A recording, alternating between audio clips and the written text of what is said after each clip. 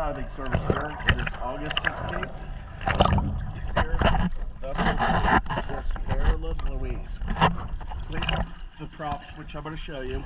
Cleaned up the port side of the rudder. I left a few areas with a few barnacles. I'll show you what it takes to actually remove them. Alright, looking at the clean side of the rudder first, minus the few areas.